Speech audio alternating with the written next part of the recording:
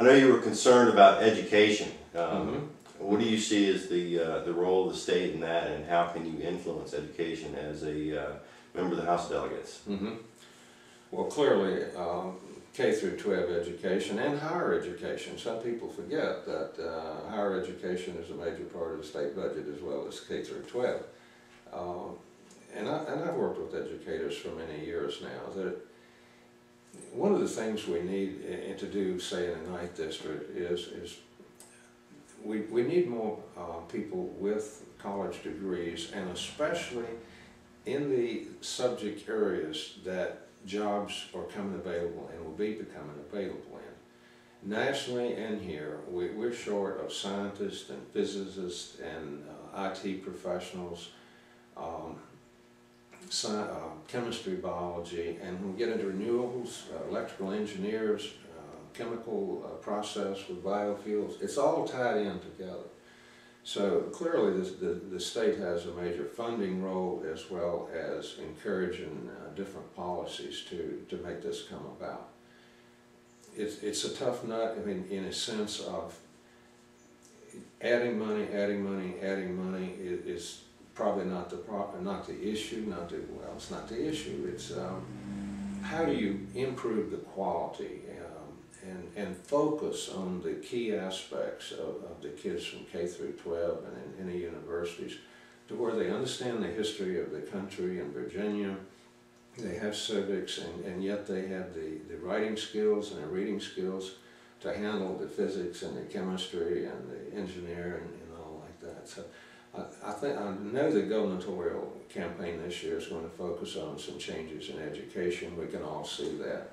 So where it's headed, I'm not sure, but I look for a greater focus on quality and career and technical education, for example, to me has sort of been less emphasized than it should be. I'd like to see more of that, because we have many young people that can make a heck of a good living in electrical work. And if we're going to renewable energy, there's all sorts of plants to build, and plumbing and electrical work and engineering, design, architecture. So there's just great opportunity there, and we just need to focus on the core mission, I think, is the important thing. Okay. Is there anything that you see that you think would be a great way for the state to go as far as improving education? Implementing a voucher system, more magnet schools? What do you see? I'm a strong supporter of choice. I find that in any field of endeavor, when there are more choices, parents, citizens, students even, will make better decisions. And it's sort of a self-regulating thing too, that if I'm in a business and I have a competitor down the street, I'm going to provide a better service, and I'm going to do it at a better price. And that same theory to me holds for education or any other field. And I notice even at the federal level there's some move towards more choice, and I'll support that at the state level.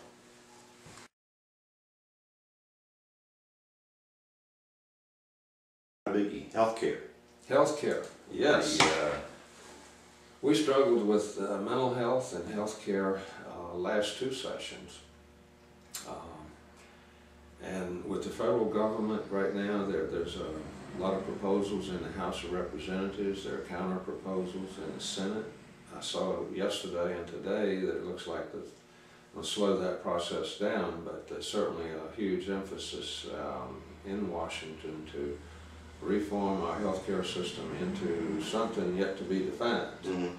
But clearly it would result in greater government intrusion into it.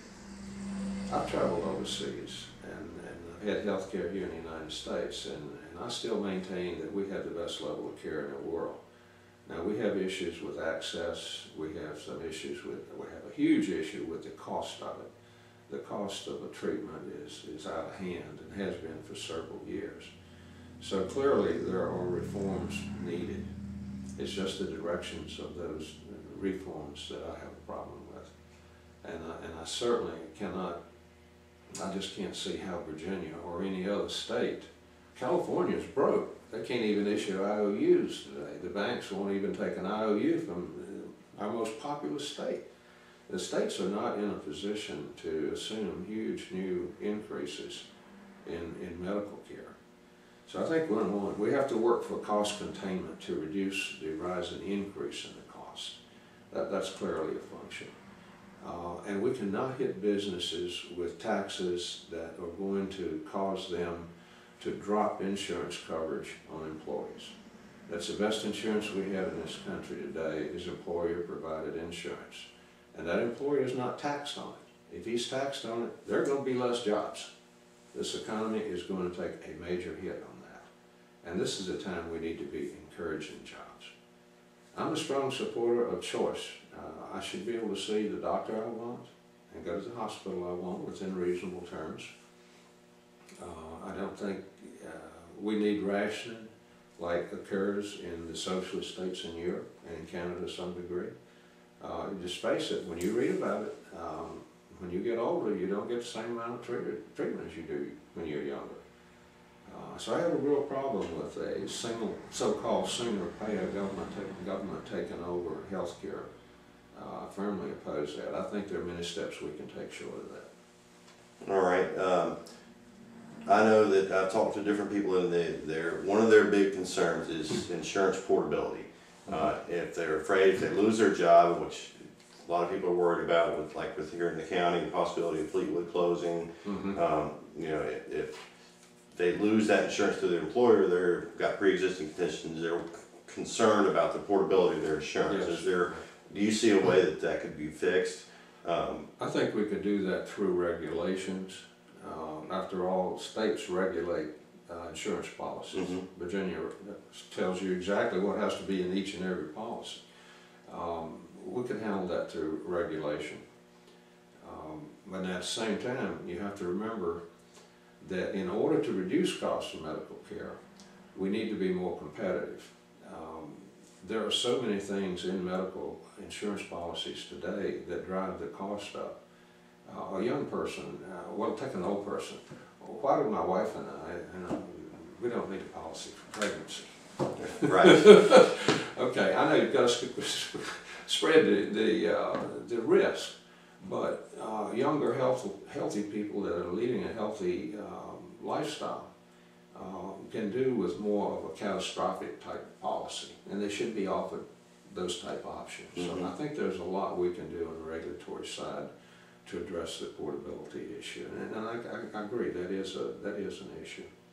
One thing we did do in this last session, the General Assembly did approve the extension of COBRA benefits. The stimulus did throw some money towards the states so that if one loses his or her job and then they take insurance through COBRA, having to pay for it themselves, there was money to subsidize those payments. We had to change state law to do that. The House of Delegates initiated that legislation, and it passed, and so there are some funds available for the next 2 years for people that are unemployed that have lost their jobs in order to help them pay for the COBRA. And we thought that was a good move.